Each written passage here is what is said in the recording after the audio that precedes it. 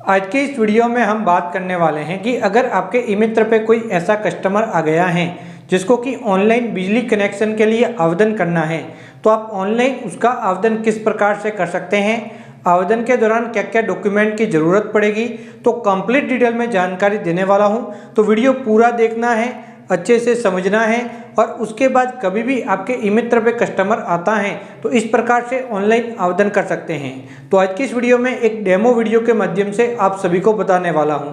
तो आइए दोस्तों स्टार्ट करते हैं वीडियो। सबसे पहले ई मित्र कियोस्क पोर्टल पे लॉगिन हो जाना है, यूटिलिटी टाइप सर्विस पे क्लिक करना है, सर्च के अंदर न्यू कनेक्शन लिख के आपको सर्च करना है। ये वाली सर्विस आपको दिखाई देंगी, इसके ऊपर जस्ट आपको क्लिक करना है। इसके ऊपर क्लिक करने के बाद ओके पे क्लिक करना है।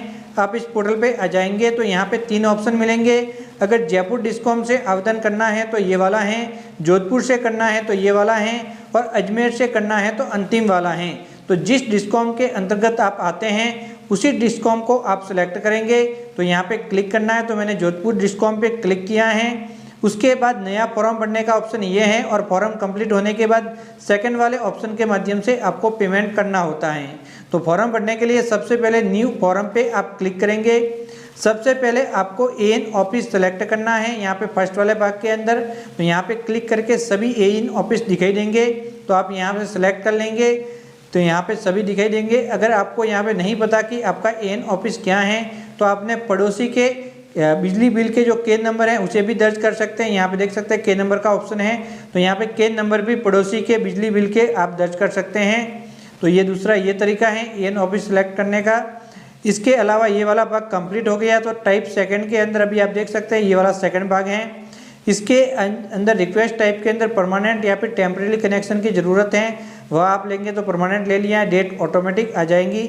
यहाँ पे लोकेलिटी टाइप के अंदर आप शहरी क्षेत्र के हैं या फिर ग्रामीण क्षेत्र के हैं, शहर के लिए अर्बन, ग्रामीण के लिए रूरल आपको लेना है। अब यहाँ पे 3 नंबर पॉइंट के अंदर यहाँ पे एप्लीकेंट की डिटेल आपको फिलअप करनी है। तो सबसे पहले यहाँ पे अगर आप इंडिविजुअल कनेक्शन ले रहे हैं पर्सनल घर पे लिए तो इंडिविजुअल लेंगे। अगर कोई ऑर्गेनाइजेशन कंपनी है तो यहाँ पे ऑर्गेनाइजेशन वाला ऑप्शन लेंगे। तो दोनों ही ऑप्शन मिलते हैं, दोनों थोड़े ऑप्शन अलग होते हैं। तो इंडिविजुअल के अंदर एप्लीकेंट का नाम सबसे पहले यहाँ पे लिखना है, यहाँ पे फादर्स नेम लिखना है, यहाँ पे जेंडर सेलेक्ट करना है। उसके बाद यहाँ पे आपको कैटेगरी सेलेक्ट करनी है, यहाँ पे डेट ऑफ बर्थ लेनी है। उसके बाद हाउस नंबर आपको यहाँ पे लिखने हैं।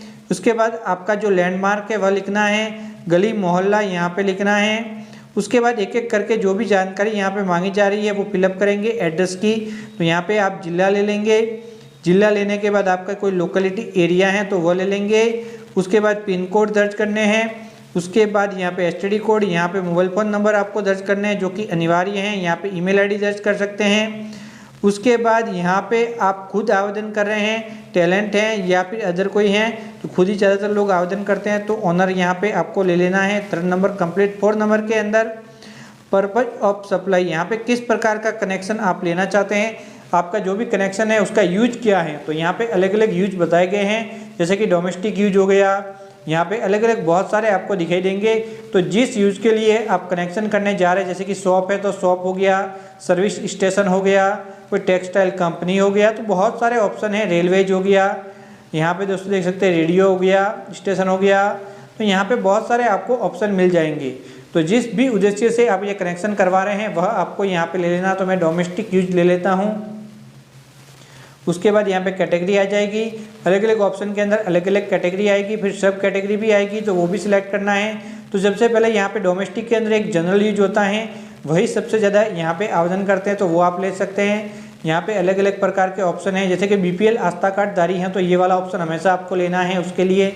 इसी प्रकार से अन्य ऑप्शन हैं, तो यहाँ पे जिस भी ऑप्शन के अंतर्गत आप आवेदन करना चाहते हैं वो आप ले सकते हैं। तो इस वाले भाग के अंदर आप ये ले लेंगे कि आपका सब कैटेगरी क्या है। तो यहाँ पे जो आप डोमेस्टिक यूज मैंने लिया उसके अकॉर्डिंग अगर अलग ऑप्शन आप लेंगे तो कैटेगरी अलग आपके आएगी। उसके बाद किलोवाट आ गया है, यहाँ पे कितना लोड आपको ज़रूरत है वो लोड ये लिखना है।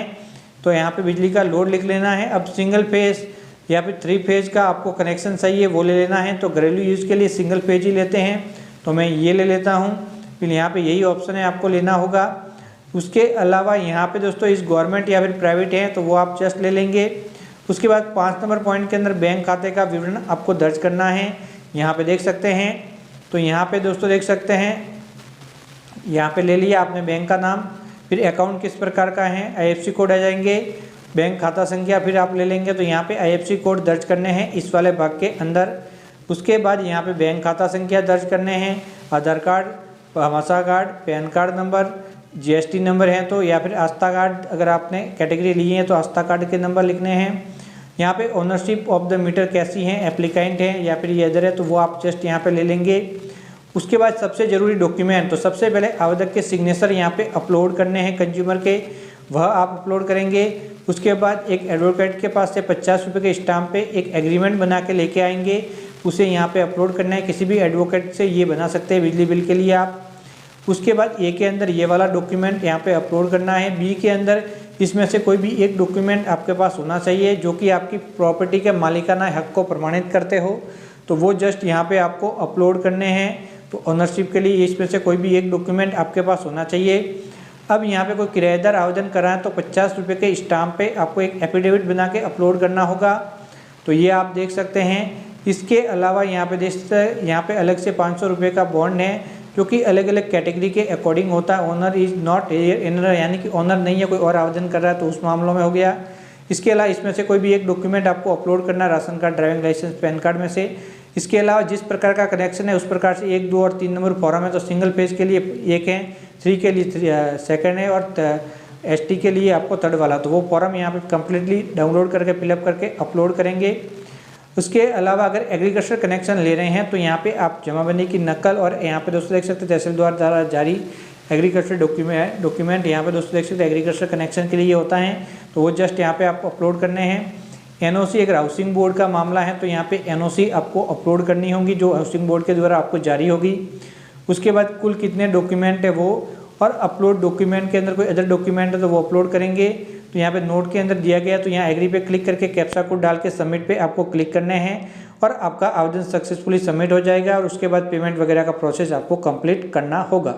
यह तरीका था ऑनलाइन आवेदन करने का। एक बार आवेदन कंप्लीट हो गया उसके बाद उसके पेमेंट की ज़रूरत पड़ती है, तो जब भी पेमेंट की ज़रूरत पड़ेगी अलग अलग मामलों में, तो आप ऑनलाइन इसी पोर्टल के माध्यम से जो पेमेंट वाला ऑप्शन था उसका इस्तेमाल करके पेमेंट करेंगे। तो अगर आपको ये जानकारी अच्छी लगी हो तो चैनल को सब्सक्राइब करके ऑल नोटिफिकेशन ऑन करना बिल्कुल आपको नहीं भूलना है। तो बाय बाय दोस्तों।